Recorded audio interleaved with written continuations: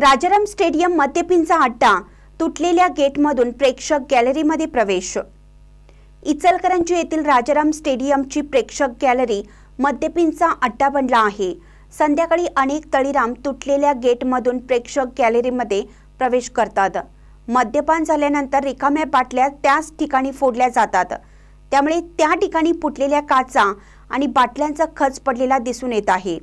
या तळीरामांचा तातडीने बंदोबस्त करावा अशी मागणी गाळेधारकांमधून केली जातीये।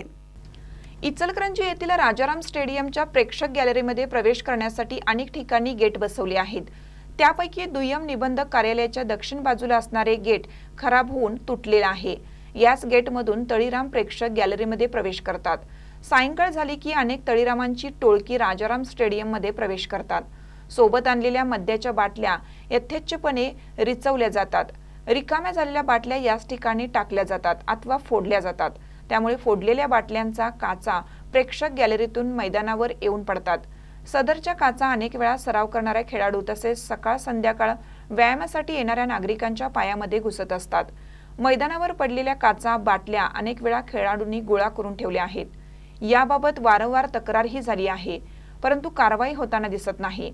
सदरचे गेट हे जाणाऱ्या येणाऱ्या वाहनधारक अथवा नागरिकांच्या सहजपणे निदर्शनास येत नाही। त्यामुळे रात्री उशिरा काही प्रेमयुगल ही प्रणय क्रीडा करण्यासाठी सुरक्षित ठिकाण म्हणून या ठिकाणचा वापर करत असल्याचं नागरिकांच्या निदर्शनास आले आहे। तळीरामांमध्ये दररोज वादावादीचे प्रकार घडतात। याचा त्रास खाली असणाऱ्या गाळेधारकांना सोसावा लागत आहे।